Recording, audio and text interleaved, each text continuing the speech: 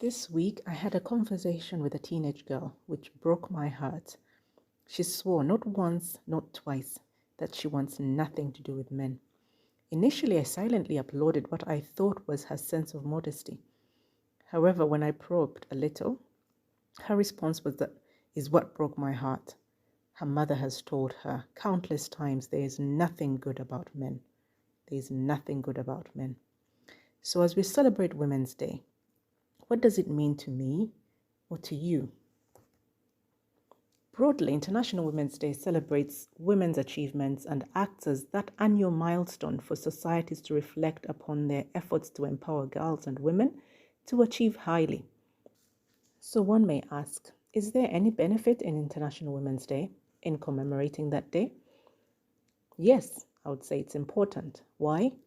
Some social, cultural, economic, educational constructs disadvantage women, preventing them from achieving favorable outcomes for themselves and their families.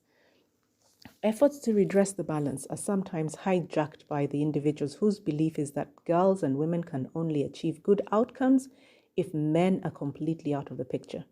So such individuals, mostly women, vilify and demonize all men.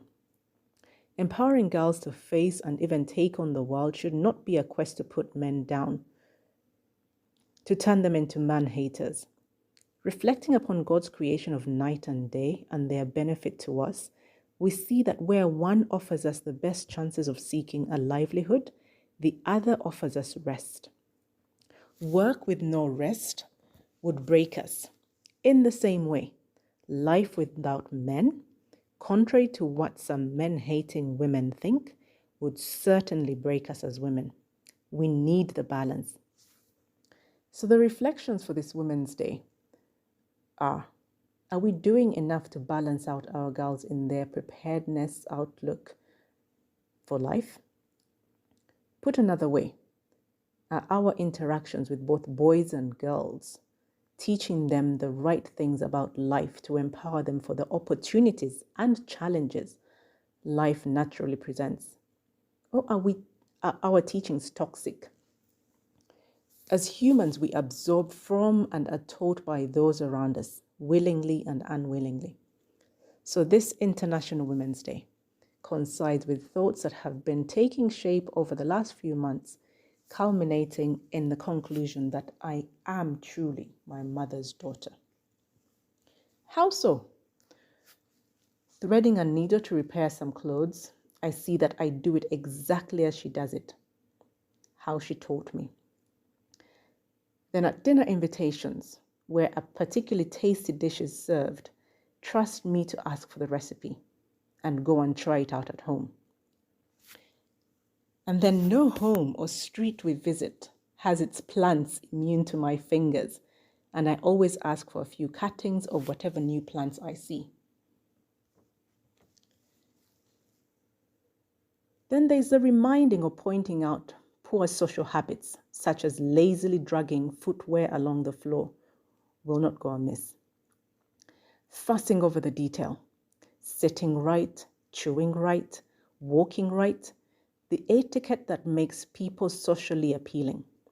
No child in my presence goes without this dose.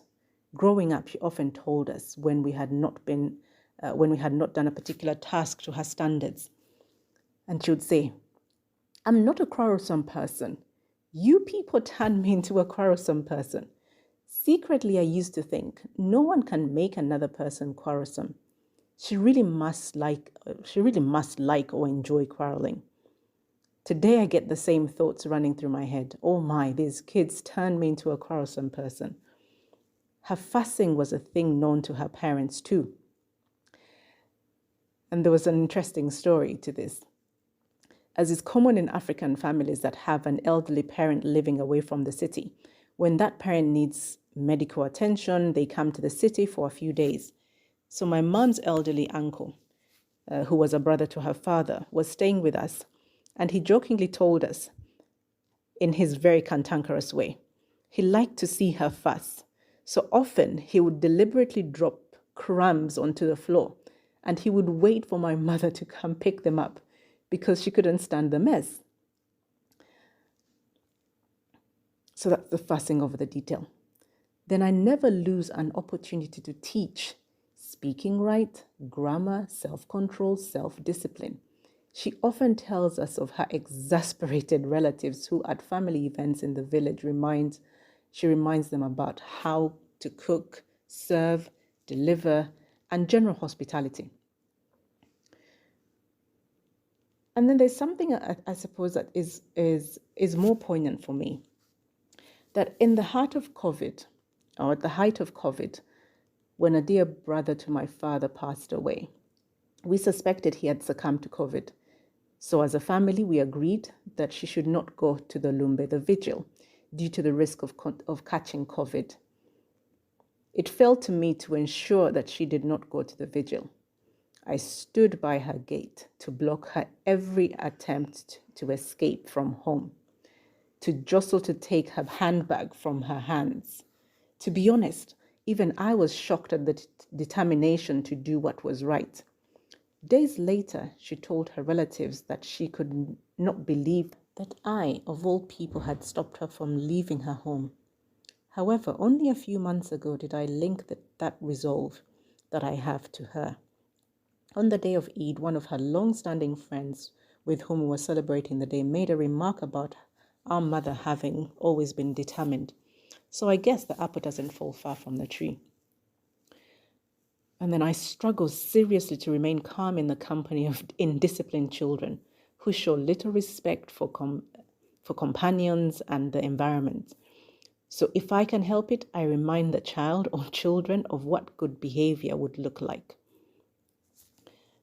And then I realized that my knack for DIY, repairs of furniture, fabric, utensils, is born of the same place that had my mum hand make our stay-at-home outfits and school uniforms in primary school. Why outsource when you can do it yourself? And then in another way, when the child count in my household drops to under 3 children, then to me the house is a ghost town. How could I be different from the growing up setting where mum would house in excess of 15 under 20-year-olds for many months of the year? At one time, whilst I was in primary school, there were about 20 of us enjoying the secondary or primary school holidays at home. And then I guess the one trait that even I laugh out loud at myself is storing the spare snacks and condiments and sweets, drinks in my bedroom. She always had some snacks locked away under lock and key. As a child, I don't recall consciously having had my mum as my hero or even trying to emulate her in any way or shape. I guess I just took one step at a time. I toed the line that she drew with no arguments and with a childlike dose of obedience, mixed with some disobedience as any child is prone to.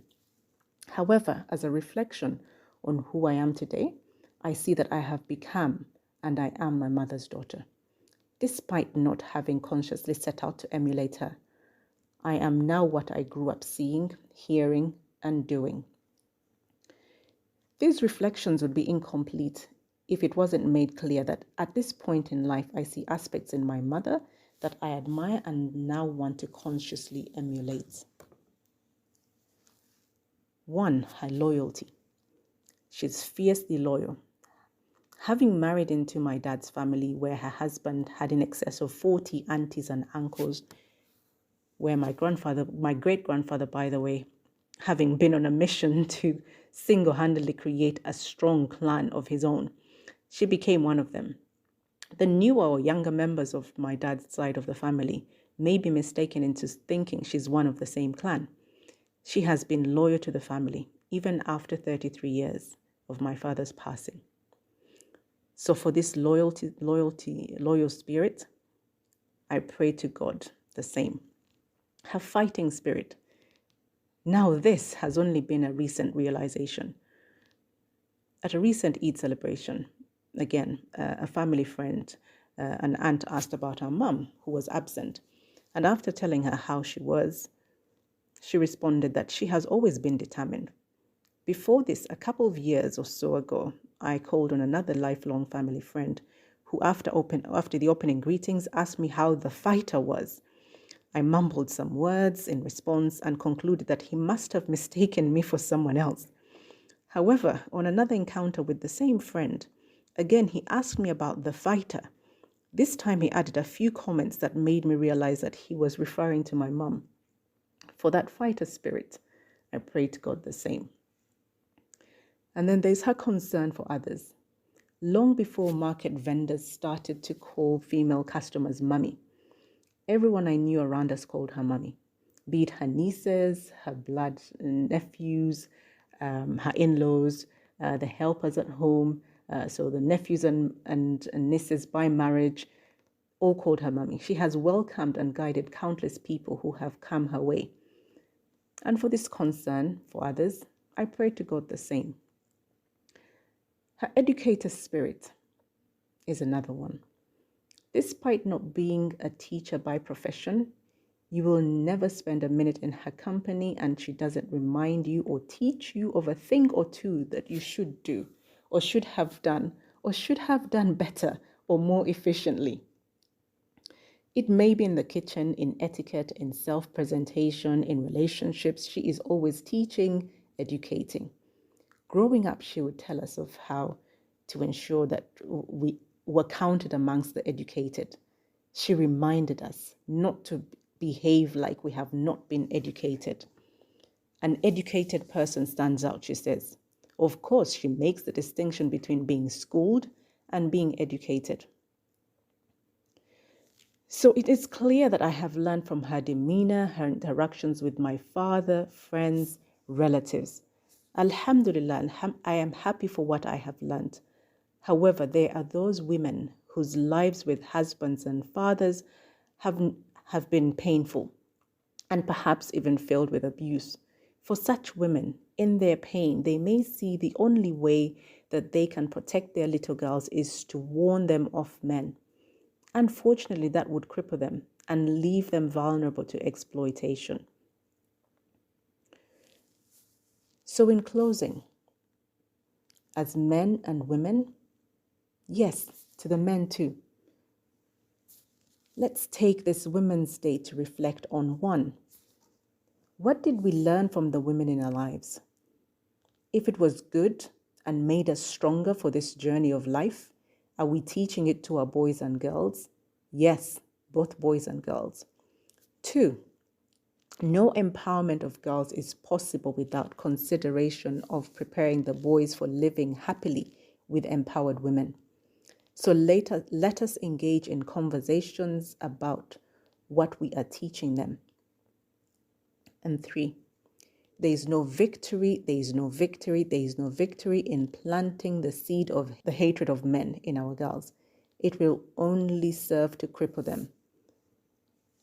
If we're struggling with our own circumstances, where we have no close interaction with good role models, let's find females who've had better relationships with men so we can get these girls to be mentored by them. Inshallah, we will be able to prepare them for life, prepare them for challenges, prepare them for opportunities with confidence, with self-preservation, and with determination. So this International Women's Day, let us embrace the role of positive influencers to our boys and girls. Happy Women's Day. Assalamu alaikum wa rahmatullahi wa barakatuh.